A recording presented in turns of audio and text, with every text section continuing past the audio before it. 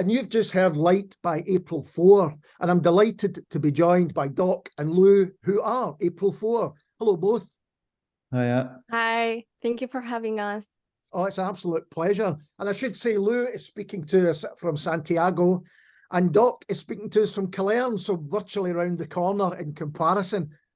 First question for me is a general one. Tell us about April 4. Well, it's just us, and we first started writing together briefly when Lou was here on holiday, about 4 and a bit years ago, maybe longer now. I've lost track. It was 2017 that No, I was there. Yeah. So 6 years? Yeah. I should be dead. I know. Okay, yeah, so we had about a day and a half, and we wrote a song together, but we weren't able to kind of follow up just because Lou had to get back. She had a kind of short-term visa kind of thing, and just with life circumstances, what have you, we never really got. We just stayed like that for until 2021. Is that right, Lou? Yeah. Where we got back in touch with each other. Lou called, and I had been working on an instrumental piece for another project I was doing, and I wanted to use Lou's voice in it, but I didn't have any contact with her. So strangely, within a week, she just contacted me out of the blue and just kind of had a chat, and within half an hour, we decided that we should continue working where we left off. So I was just saying, Lou, just ideas I had, little bits of stuff lying around. Some that just like heavily like modular kind of bass stuff and drum machine stuff and some piano pieces, and each one I sent to her, she was just coming back with something brilliant every time. So it was really easy for us we just got back into it. Really, it was just seamless almost, so we just started to build up a body of work that became our first album. And that's where we are. And for Lou, how was that kind of for you? Were you waiting on the next piece of music and then having ideas about what you might do?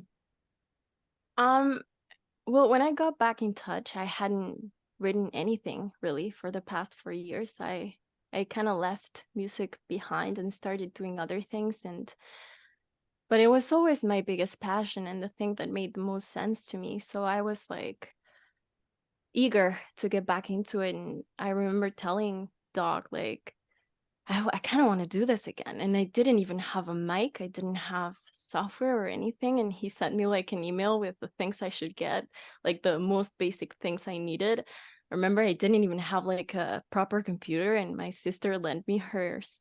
She had like an iMac, and so we started using that. I didn't even have like proper software. I remember I was using like Guitar Band at the time. GarageBand. Yeah.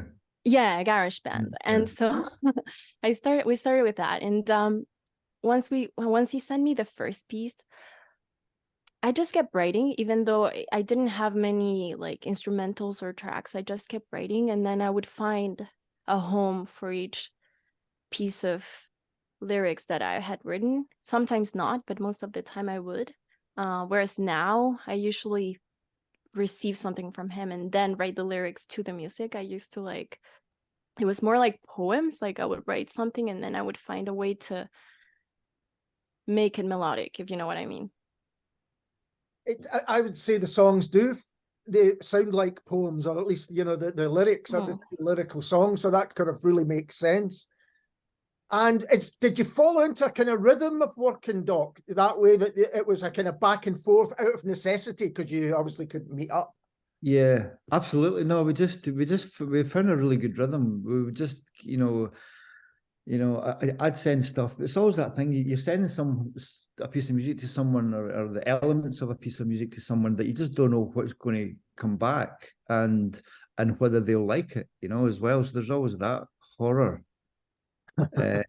And what? Same. I know. But we realized this further down the line once we confessed to each other. It was a dreadful moment when I was sending her something, or she was sending me something back that she had done something with, But we always kind of got to a place where we got real excited about it, and Yeah, and we just kept going. We didn't stop writing for about more than a year or something. And we'd written past the first album, and we actually started writing an idea for Lou came up with a kind of narrative concept for a new body of work.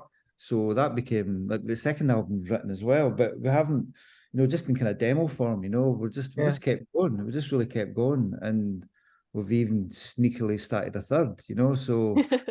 But we have to put the brakes on it because we have to kind of let people hear the first stuff, and Yeah. And I we get to a point with something quite recently that won't be on the first two albums, and you just want people to hear it immediately.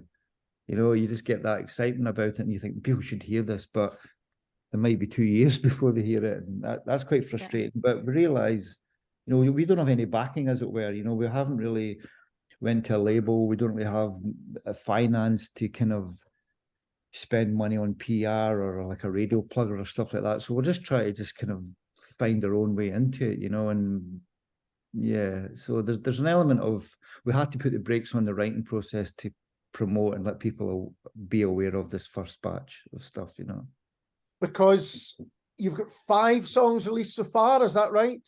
Yeah. Uh-huh. And you mentioned in an album, Lou, when's the album coming out? Is it quite soon? Well, we're thinking the beginning of 2024. So we plan to release one more song, one more track. It'll have a music video as well, and then we would release our debut album.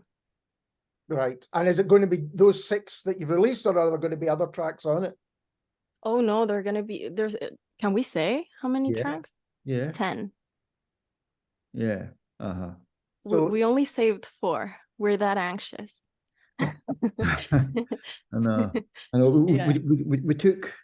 We went against advice not to put too many, like try and put a song out, promote it as much as possible. But we just thought, we don't have, there's nothing in place to promote it really. That promotion costs money. It takes money, Alistair. So we just thought it's better just have stuff out there. If someone likes one song, they'll look around and know there's more instead of just going, oh, there's nothing else, and then you've forgotten about it. You know what I mean? You're not going to bookmark. You know what I mean? It's not going to. It doesn't. So we just thought, let's put a batch out. Quite quickly in succession. Yeah. So yeah, the album should come out early next year, and we've got an EP planned as well to come out sort of after spring, near the summer as well. So that'll pretty much contain all of the work that we think stands up in that initial batch of stuff, but it's going to take two kind of general, broader releases to kind of to get those out there and for it to make sense to us. And Lou, where does the name come from? April 4? Yeah. Well, that day we said we started talking, I reached out again. It was April 4th. And we created the album, right? And we wrote, but what took long was the post-production, mixing, mastering, all of that. The album was written within like 2 or 3 months, really. The 12 songs, actually, we'd written like 15. We saved 2 for what will be the EP thing. And then a year had gone by, and we had like a name, which wasn't this one. We were sticking with it, but I wasn't so convinced. Do you remember what it was? No, I completely forget, because we came up with a whole batch of really bad ones, didn't we? Well, it wasn't bad, but I won't say it. Okay. Okay. Anyways, Pass me a note. we were on the phone, and I said, "Do you remember when we started talking?" And so I scrolled back on our WhatsApp chat, and the date was April 4th, 2022. And I scrolled back, and it was April 4th, 2021. So it had been a year, and an exact year. And I was like, what do you think about April 4? Or I don't know if you said it. I don't want to take credit, but I can't remember. We came up, and we were like, yeah, that kind of, yeah. A lot of people say that it should be 4 of us. It's interesting. I thought it might have come from a U2 lyric. In early morning, April 4, a shot Oh. out on a Memphis sky. It's about the shooting of Martin Martin Luther King, King. My dad is a huge YouTube fan. He'll be Yeah. happy. Well, there you I'll go. tell him that. Tell people that then, yeah. Oh, yeah. So No, that was just that's the something. truth. Okay, truth's always better. And so when the album's coming out, Lou, you mentioned videos, and you've got a video with each track released so far, and I think you said there's going to be one with the next one. Is the visual side of things important to you?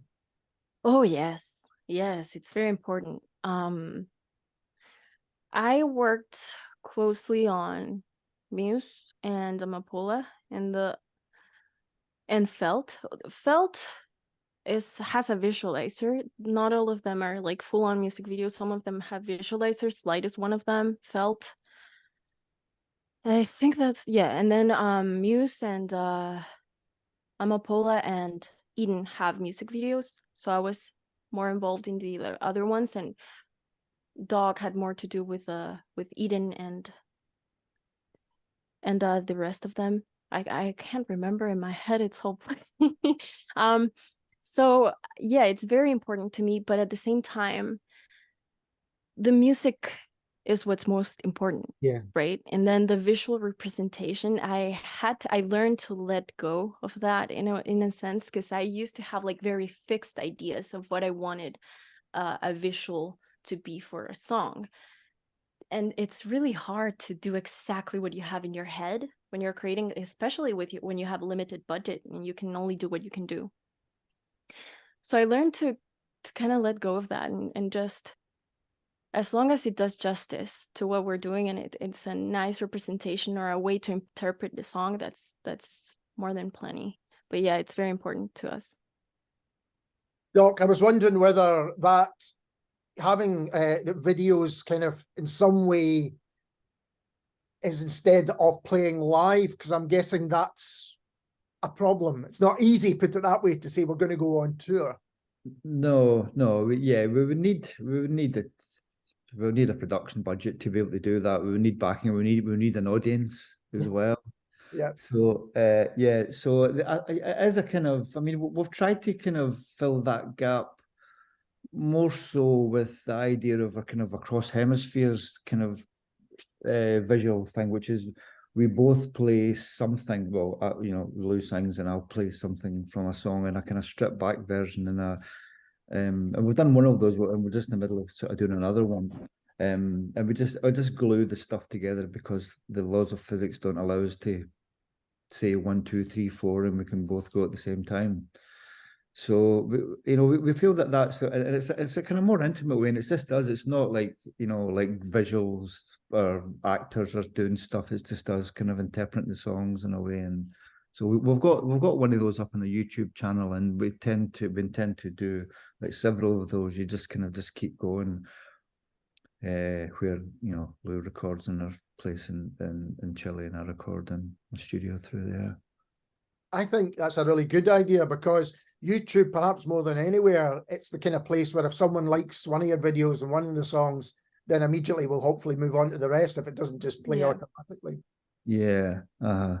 Yeah, but it makes it's kind of, you have to work with what we're working with what we have. We're just trying to be creative in that respect. And as Lou said, she had strong visual ideas for stuff, but our strong visual ideas involve generally strong levels of budgets that we go, right, okay, well, we'll have to, maybe one day we might be able to do that. But also, like, sometimes you think that you need a huge budget for something. I think that, for example, Muse was our first video, and I shot it at my grandma's house because it's empty now. So I danced around and we did a bunch of things, and we came up with one video, and we're like, yeah, this isn't it. So then I did like a shot of me just singing it, and so we Doc edited and he overlaid it, and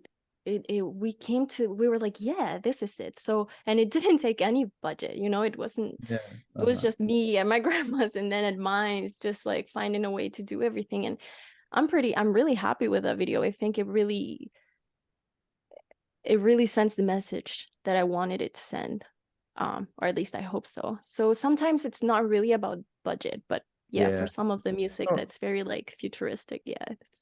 I kind of relate to like the old days of, like, I remember the early days of samplers. You know, you buy a sampler and it had like 3 seconds. You're like, that's nothing, you know. But you have to be creative with it. You somehow manage to get like 12 samples in 3 seconds, and how is that even possible? But you just do it. I think that's the way we approached each video. We thought, right, we don't have any money, so let's just see what we can make with no money, you know. Yeah, and sometimes that kind of creativity actually benefits what you're doing, because you're really having to think differently about it. Yeah, and we've basically made all the videos apart from Amapolo, where Lou got people who film it. You know, we've basically filmed and edited them all. The rest of them ourselves, you know. And we're going to hear Amapola in a moment, but before we do, I wanted to ask you about influences on your music, because it's interesting. This morning I listened to all the songs that are released a few times over and over, and it's already there. Your sound, April 4 sound, seems to be already there, you know, which, considering how you've explained how you worked and met, is over quite a short space of time. And I wondered if you had shared influences or whether you brought different things. No. No, Lou likes some crazy stuff that I haven't even heard of. But I don't like crazy stuff. No. On you go, Lou. You. Oh no! Don't make me. Give you in. I'm terrible. You asked for names, and I completely forget them. I forget about my own songs. No, I grew up with Hannah Montana, Alistair. I grew up with Taylor Swift. The music, Alistair, clearly. You can hear it. Yeah, I grew up with some Spanish stuff as well. I remember my mom was a fan of Pimpinela, which is an Argentinian duo. Nice. And they're siblings, but they pretend to be a couple that go through stuff. And all of their songs, they fight each other and they act.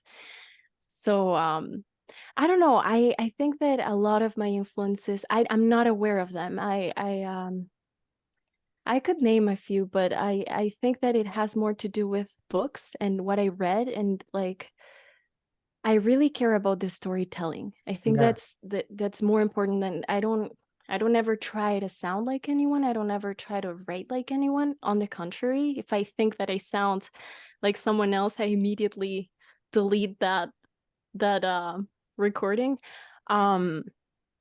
But it's a lot about storytelling. I began reading like when I was 9, and I started with Narnia, and then I kind of like eventually started reading classics and stuff. So I think it's got more to do with that, my side of influences. Which goes back to the idea of your lyrics being poetic, and storytelling is a great way of describing it. Yeah. I guess instead of getting specifics, I kind of was interested in how the influences that you have, which you've described perfectly, being literary and other things, and then Brian, yours, I'm guessing, are more, you know, directly musical, looking at who you've worked with before and things like that. Yeah, but I think I've spent a fair bit of time just trying to develop a sound. I remember doing an interview with a BBC thing years ago, and this guy, I can't remember what he says, who do you sample? I says, myself. I just sample myself. Because I want to try and make a sound. I've never been one for presets, and I'm just trying to. Okay, I've got friends who will say, "Oh, you know, they can hear whoever in the way I play guitar or whatever," and I go, "That's fair enough." But I don't, like Lou, I don't set out to sound like anyone. I want to just try and develop. I feel like I've been trying to develop a sound for a number of years, you know, and you'll hear evidence of that in other projects that I've done, or other albums that I've put out, but I think ultimately where I've got to, it just arrived at the right time for Lou to come in and for us to make the sound that we make. It sounds like us now to me. I think it sounds like us, you know?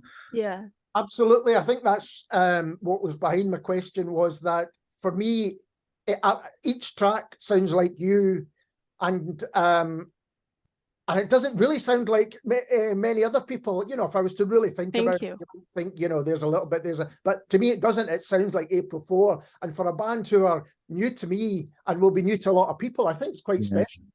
Yeah. Thank you. Yeah, it's hard, like, to answer that question about influences, because if you don't mention any, or if you don't, it sounds like you're bragging, but it's really not. It's just because I admire a lot of female artists. I love a lot of them, but at the same time, I don't really like getting, like, people do that, and I do that as well, where it's like, oh, I really like your music. It sounds like, or it reminds me of. People need to like compare music to something they've already heard, and so it's nice to hear someone say that it doesn't really sound like anyone else. It sounds like us. It's really what we're striving for. Well, we're going to hear another example right now, but before we do, thank you both, Lou and Doc, for taking the time to have a chat with me. I really enjoyed it. Thanks, Thank Alex. you. Thanks for having us on. It's an absolute pleasure. And this is April 4 and Amapola.